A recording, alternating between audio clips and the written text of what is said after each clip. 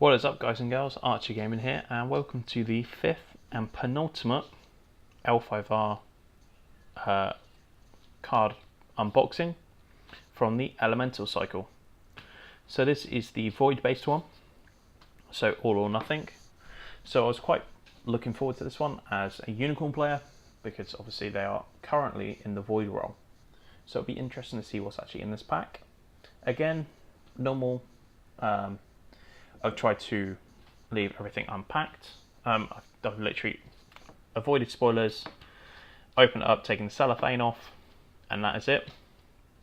And yeah, a few spoilers I've managed to avoid. A few things have been spoiled. The same as next week. Quite a lot of next week have already been spoiled to me. But trying to still keep a surprise, so it's always good. So let's crack this open and see what's inside. So, as always, cover art is a lion character, and yeah, we get our story insert, our pack insert, and yeah, let's see what we got. So let's break this down the middle. So,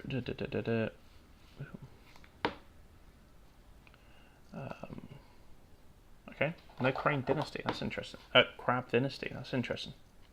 Conflict. But we will touch onto that in just a moment.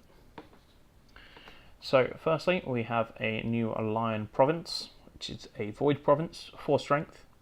Reaction: after this province is revealed, choose a non-unique character with no fate on it. Discard that character. So this is really cool. Again, if someone's just put a cheap dude up, or with attachment hate with my Mystics at the moment, it's just instantly, yeah, he's gone. Or if you're trying to reprieve a quite expensive character, someone like some of the Scorpion 4-drops now, which are non-unique, Moto Horde, things like that. This is a really good card just to go, do you know what? And they don't even have to be in the battle, which is nice. So a really, really solid province for the Lion. I mean, it's competing with Shameful, compete with Pilgrimage. I feel like the Lion can honour himself enough, they're not too worried about Shameful. Pilgrimage is probably the one they're going for at the moment. Be interesting to see if this takes it. And then we actually have a second province as well, which is another Void role, Appealing the Fortunes. So a 3 cost. This province gets +2 strength while you have the Void role. Interrupt: when this province is broken, put it into play from one of your provinces. Put a character into play from one of your provinces or your hand. So a really cool effect when this province is broken. Essentially, it's a charge, but also from your hand, which is nice. It's before the character on it is discarded as well. So some really good shenanigans with that. I'm strongly thinking this 5 strength province with a negative when they break it. Put that. Could be good fun. I like it. I will probably try it as my Void over Shameful for that +2 strength, and I feel like it's a better effect for us at the moment. But we will have to playtest it out, see what happens with Unicorn. So that's the provinces done. Let's get on to the Dynasty characters and things. So firstly, we have a Crab 3 cost, 6-0 glory. So really good stats there. Bushy Berserker Shadowlands. This character could not be declared as an attacker or defender. So its action is sacrifice a friendly character. Until the end of the phase, treat this character's printed text box as if it were blank except traits. So essentially you sack a dude to send him to be able to send a bid or not. Could be really interesting if you're playing a Unicorn or Splash to be able to move him in. And sort of you're not declaring. Could be quite interesting. That's probably the reason why he's not a conflict character and it's a dynasty character. Really like him actually. He's quite interesting. But then again, he marries up with this. If you're a Kara player and you've sacked a dude to attack him into this with no fate on, and then you see this, so it's a flip there. So interesting little bit of mechanic. And then we have a Crab holding. So another holding for the Crab. Kuni Laboratory, so 0 plus strength. Each character you control gets +1/+1, and force reaction after the conflict phase begin, lose 1 honor. So I can't see it making a lot of play unless crabs start to go quite hoardy. So again, something like what Unicorn and Lion are trying to do at the moment with a lot of outnumbering, yeah, you would take it all day long. Crab, maybe not so much. We then get on to Crane. So this is the Callow Delegate. A 1 cost for 0/1. Courtier, 1 glory. When this character leaves play, choose a character you control. Honor that character.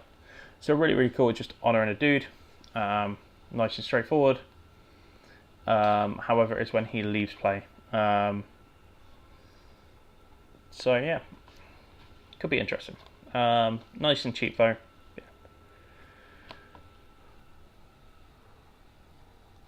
We then get on to Togoshi Masu. So a 5-drop for Dragon, which is quite a competitive place to be if you're a dragon character at the moment. 4 and 3, a monk and tattooed with covert, and 3 glory. So a really, really high glory.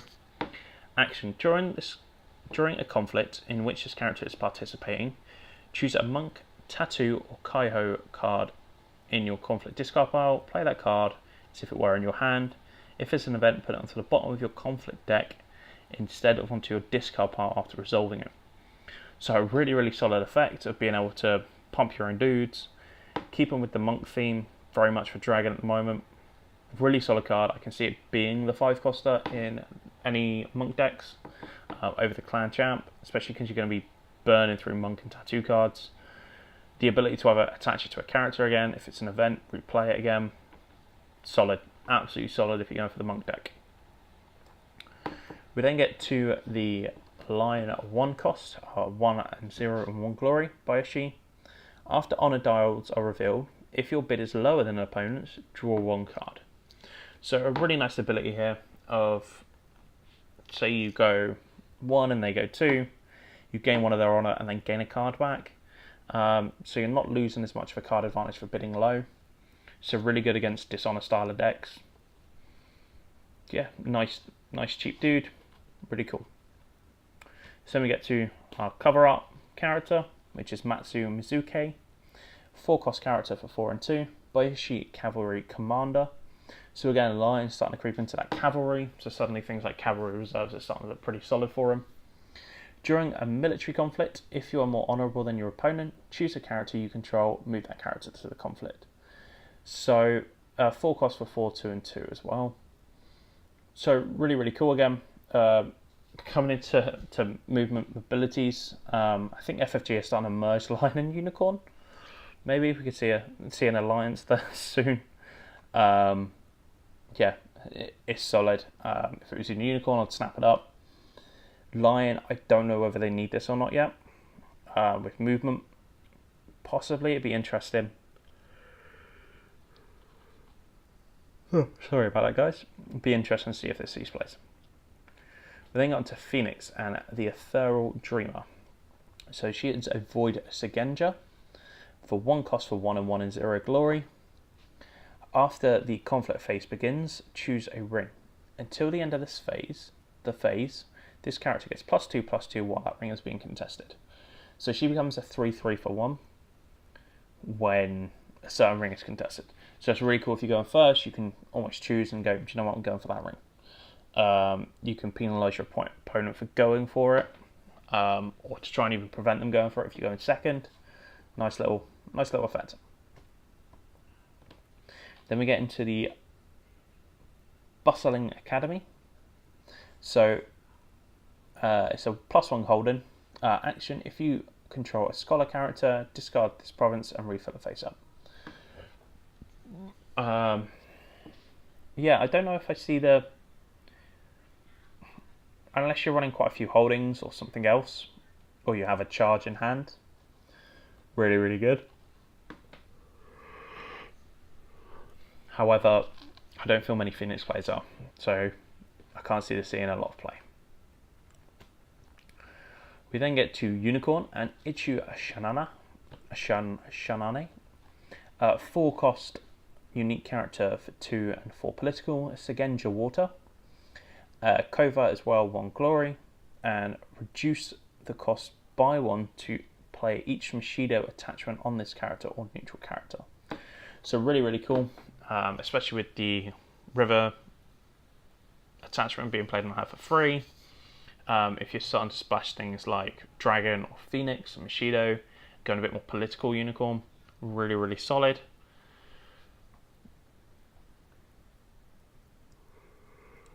Now, whether she has a place in my deck, I'm not sure, but I really, really like her. Again, I don't know if she'll have a place in my style of deck, but definitely one to watch out for the unicorn. And then we get to a neutral, so no Scorpion Dynasty characters, and this is a fire roll only, so Dragon at the moment. And it's a 2-cost character for 2 and 2, and the Imperial Librarian. It's a Courtier, Imperial, and Scholar with 2 glory. Each other character gets +1 glory. So I'm unsure if I'm a fan of this. If you're running a purely I'm going to want her a lot, so something like Crane, really, really good. If you're going to be dishonoring, not so great, or if you don't really have much honor, then not really worth it overall.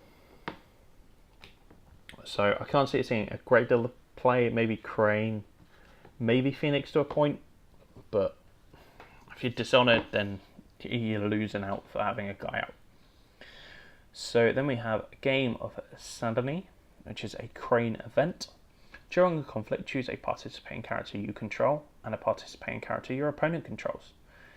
Your character challenges the opponent to a duel. Honor the duel's winner and dishonor the duel's loser. So it's a political duel, it's a dual influence cost. So essentially it's policy debate, but with shameful attached. This is very, very good. I can see a lot of Scorpion splash in this. Starting to switch back into that Crane splash for Scorpion. Crane playing it as well. Political heavy other decks as well. Yeah, very, very solid. We then get into a Void Fist. So it's a 0-cost Kaio Void effect for Dragon. During a conflict, if you have played at least 2 other cards this conflict, choose a participating character with equal or lower military skill than a participating monk character you control. Move the chosen character home and bow it. So essentially you have a strong guy out, and yeah, again, fits really well into the monk decks. You can recurge it with the fire guy seen earlier in the deck, and yeah, I like it. Really, really solid dragon card. We then get into a void spell for Phoenix. Oh, sorry about the yawning, guys. I'll say I've just moved, so when you would resolve the void ring effect, choose another ring, resolve that ring instead, and draw a card. So if you've gone for void and they've, say, burnt off fate on a guy, say using something like Legion of One, or you've pinged it off, then you just play this and go, yeah, do you know what, I'll just choose a different ring, I'll dishonor you, or they're not defending because it is the void ring. It's a good little bit of double bluff. Plus as well, the card draw as well, replacing itself, is invaluable, so really, really good. So we then get into a Scorpion character who's a 2-cost, unique for 1/1 and 3 glory. Bayashi, Shadow and Shinobi. While this character is dishonored, add its glory to its political and military instead of subtracting it. So essentially, she's a really good target for Forged Edict. Dishonor her, she's still a 4/4. Like, she is dumb. Scorpion have enough ways of dishonoring their own shit. She is dumb. I like her a lot. Very, very much like her. We then get to a Scorpion air roll only. A 2-cost attachment for 0 and -1. After you play this attachment, dishonor attached character, then dishonor it again. So obviously the big catch is it is air roll only. So something Scorpion don't have access to at the moment. However, it is only a 1-cost splash. So similar to an event we saw from Crane in the last pack. However, this is an attachment. It's slightly more expensive and gives them a -1 political. Ugh. Yeah, this is mean. If Scorpion get secondary air roll or get main air roll after Worlds, expect to see this a lot. Splash wise, I think it's Crane have air at the moment. Possibly, might be an interesting one. We then get 2 Discourage Pursuit, which is Earth Roll only. So Crab playable at the moment. I can't see Scorpion getting an Earth Roll. But let's read what this does. During a conflict, dishonour a friendly Shinobi character. So something like the Shuro Cicado. Until the end of that conflict, this character gets -4. Yeah, so -4 military. So that can really swing a roll. Maybe if Crab had more Shinobi, you might see it. I think until that point, you won't. I don't think Scorpion will play it much until there is a Shinobi deck and they have the Earth roll. So I think it's really damaged this card, those limitations. I mean, maybe a year or two down the line, it might just fall into it perfectly. But for now, no. Then we hit Dispatch, which is limited. So no more than one limited card can be played, each player by each round. So I don't know if they're changing the word limited on events or whether they're changing the word, whether that will change for things like limited attachments as well.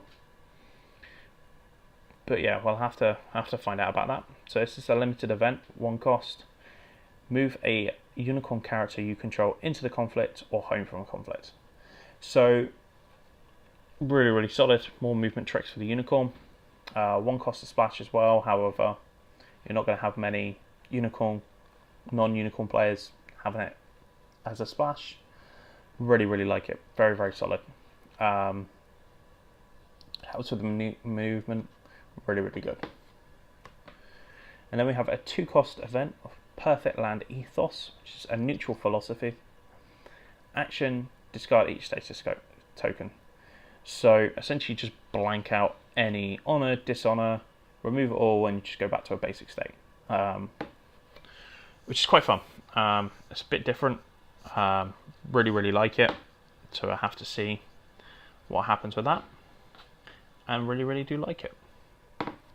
So there we are, guys. That is the penultimate pack. 1 left to do, which should be up next Thursday or Friday night.